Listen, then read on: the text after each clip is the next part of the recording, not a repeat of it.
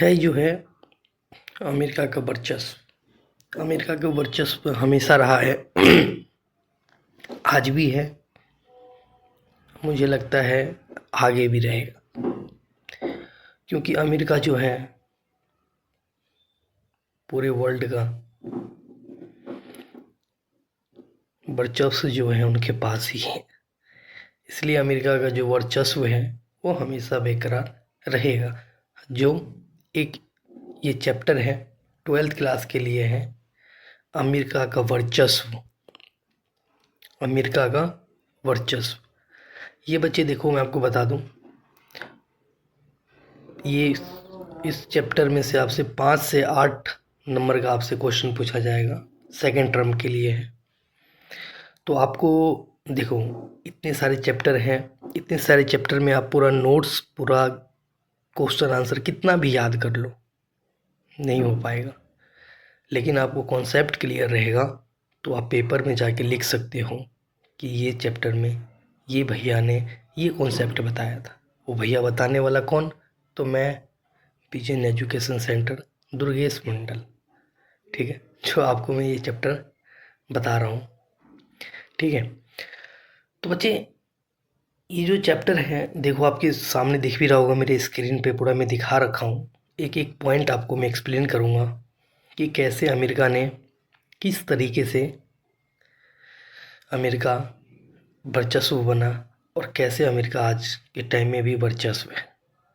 ये 12th class का important chapter है, मैंने आपको पहले बता दिया कि ये 5 से 8 नंबर के आपके पेपर में आएगा, ठीक है। इसलिए मैं आपको बता रहा हूँ। देखो, आप स्कूल में कितना भी क्वेश्चन आंसर, अरे 20 याद कर लोगे आप, 30 याद कर लोगे, 40 याद कर लोगे, लेकिन आपको क्लियर तो नहीं है ना कि उसी में से आएगा।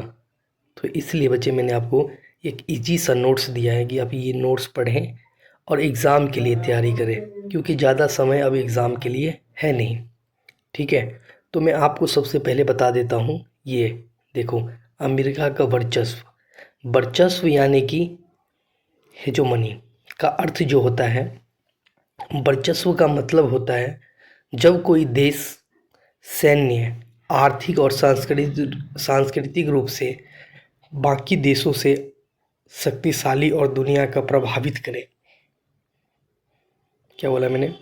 जब कोई देश आर्थिक और सांस्कृतिक रूप से बाकी देशों के अधिक शक्तिशाली और बुनियादी प्रभावित करे, वो देश क्या कहलाता है?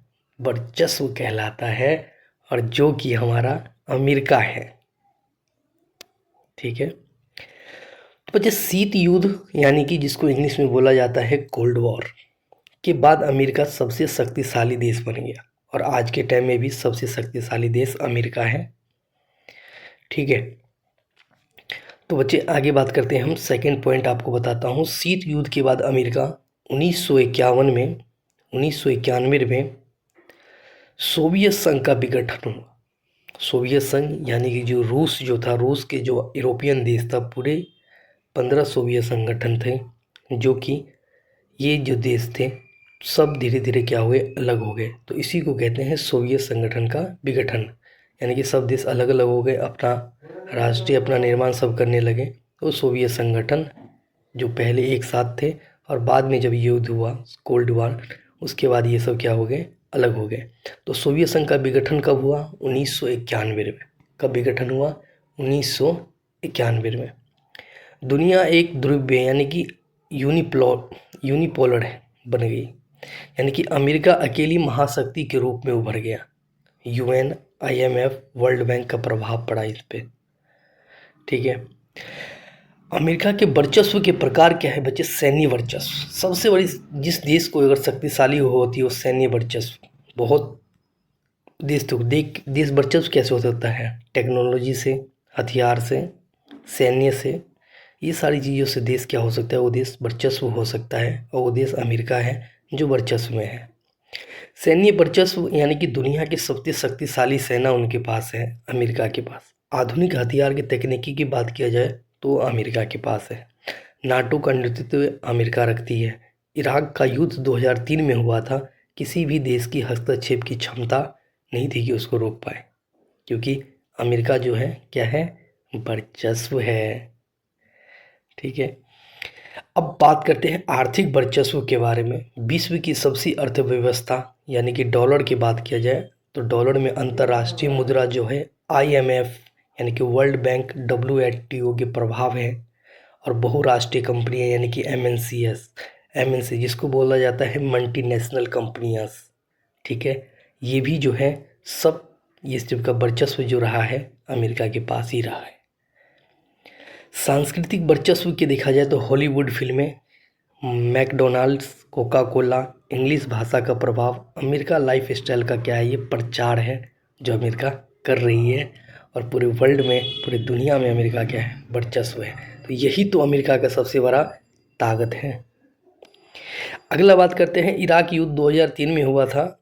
अमेरिका ने इराक पर हमला किया और हथियार होने के आरोप में यानी कि WMPD UN की अनुमति नहीं ली, और इससे अमेरिका का सैन्य वर्चस्व साबित हुआ। यानी कि 2003 में अमेरिका ने ईरान पे हमला किया था, और हमले में ईरान पे हमला करके और वहाँ के जितने भी थे अपने कब्जे में कर लिया उन्होंने, और इससे अनुमति उन्होंने UN से भी नहीं ली, और UN के सैन्य जो है, इससे अमेरिका सैन्य वर्चस्व में साबित हुआ कि अमेरिका का सेना कैसा है।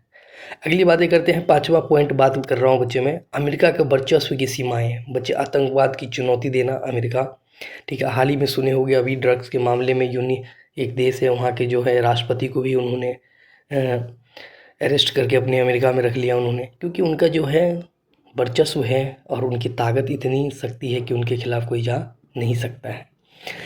चीन का उदय, रूस की वापसी और आर्थिक संकट, वैश्विक विरोध, ये सब जब क्या है, अमेरिकी वर्चस्व की सीमाएं हैं, ठीक है। भारत और अमेरिका के संबंध की बात की जाए तो रणनीति साझेदारी है, यानी कि परमाणु समझौता 2005 में हुआ था, और व्यापार के तकनीक जो है अमेरिका के साथ रहा है, रक्षा सहयोग अमेरिका के साथ है। ये सब सारी चीज़ें जो है भारत का संबंध है इनके साथ, ठीक है। लेकिन भारत भले अमेरिका ने हमारे पास अभी जो है टैक्स लगाया हुआ है, लेकिन समझौता जो है हमारा ऐसी समझौता इनके साथ है। 7वां पॉइंट है, क्या अमेरिका वर्चस्व अस्थायी है? प्रश्न है ये, पूरी तरह नहीं है। दुनिया धीरे धीरे बहुध्रुवीय हो रही है, यानी कि मल्टीपोलर बन रही है, नई शक्ति देश में उभर रही है, सच बात है। आज चाइना की बात किया जाए, रसिया की बात किया जाए, हर जगह जो है ये जो है दोनों देश बहुत आगे निकल चुका है, और शायद अमेरिका को टक्कर देने के बराबर हो चुका है ये देश। टेक्नोलॉजी के मामले में, सेना के मामले में, हर चीज़, आधुनिक चीज़ों से लेके हर तरीके से ये बुलस्ट है और आगे है, ठीक है। लेकिन ये चीज़ होता है ना, सम्मान आदर, जैसे कि हम अपने घर में अपने से बड़े को सम्मान देते हैं, आदर देते हैं, तो ऐसा ही एक समझ लीजिए बाकी जो है, बाकी देश भी अब पीछे नहीं रहा है, बहुत आगे निकल चुका है और अमेरिका को टक्कर दे रहा है, ठीक है। तो बच्चे, अब ये सारी चीज़ मैंने आपको एक एक छोटे छोटे पॉइंट में बताई है। तो निष्कर्ष जो है बच्चे इसका, अमेरिका जो है शीत युद्ध के बाद दुनिया का सबसे बड़ी शक्तिशाली बना, लेकिन आज उनके वर्चस्व कई चुनौतियों को मिल रही है।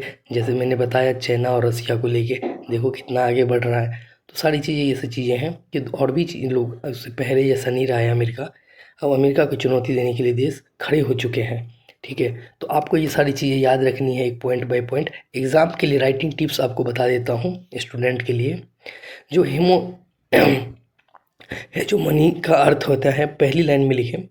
3 प्रकार के हेडिंग में होता है, एग्जाम्पल, इराक वॉर के जरूर दें, और लास्ट में निष्कर्ष। ये सारी चीज़ें जो मैंने नीचे राइटिंग में लिखा है, ये सारी चीज़ टिप्स मैं आपको दूंगा नेक्स्ट वीडियो में। तब तक के लिए आप ये जो ऊपर का जितने भी मैंने आपको एक्सप्लेन किया है वो चीज़ अपनी कॉपी में लिख लें, और उसके बाद नीचे देखो, अगर आप चाहें तो मैं MCQ और ये जो है 5.8 नंबर का आंसर, ये सारी चीज़ दूंगा, रिवीजन नोट्स दूंगा, और यूट्यूब की पूरी तरह स्क्रिप्ट जो है मैंने आपको यहाँ पे दे दी है, और मैं आगे भी आपको नई चीज़ें बताऊँगा। धन्यवाद। आप मेरी वीडियो देखते रहें। आप बाकी लोगों की, देखिए मेरी बात एक बार और सुन लीजिए, बाकी जो लोग आपको लाइव दिखा रही है, दुनिया दिखा रही है, उस सबके चक्कर में मत पड़िए। आप जो है स्टिक, आपका पेपर का टाइम आ चुका है, 1-2 में, एक नेक्स्ट मंथ से पेपर शुरू है, तो आप ये शॉर्ट्स नोट्स पे फोकस कीजिए, और मेरे को जहाँ भी आपको दिक्कत हो रहा है कोई चीज़ में, वो आप मेरे कमेंट्स पे मैसेज किए, मैं तुरंत आप लोगों को वीडियो बना के आप लोगों को अपलोड करूँगा और आप लोगों तक पहुँचाऊँगा, ठीक है। देखो क्या होता है कि हर व्यक्ति जो है, अब हमारे पास सबकी समझाने की तरीका अलग है, लेकिन मैंने बच्चे को सोचा कि बच्चे का पेपर आ रहा है, मैं शॉर्ट्स नोट्स दूं और बच्चों को समझ में आए और बच्चा तुरंत उसको क्या करे, फोकस करे उस चीज़ पे और उस चीज़ को एकदम मतलब कि लिमिटेड चीज़ में पढ़ें और उसके लिए बच्चे तैयारी करें। ठीक है, वो उन बच्चों के लिए है जो पूरे साल में अभी तक आगे पढ़ नहीं पाए, आगे चाहते हैं कि तुरंत मैं एग्ज़ाम के लिए कैसे पढूं, कैसे इतना बड़ा चैप्टर रीड करूं, तो उसके लिए ये मैं नोट्स रेडी किया हूं। ठीक है बच्चे, तो आप ये नोट्स को पहले आप लिख लेंगे। ठीक है, उसके बाद जो मैंने नीचे ये एग्ज़ाम राइटिंग टिप्स लिखा है ये मैं आपको नेक्स्ट वीडियो में बताऊंगा। ठीक है, ये लिख के नेक्स्ट वीडियो आपके लिए अपलोड हो जाएगा। तब तक के लिए धन्यवाद और मेरे चैनल को सब्सक्राइब करें और लाइक करें। अगली वीडियो में हम फिर मिलेंगे, ये जो मैंने नीचे आपको एग्ज़ाम राइटिंग टिप्स बताए हैं उसके लिए। धन्यवाद।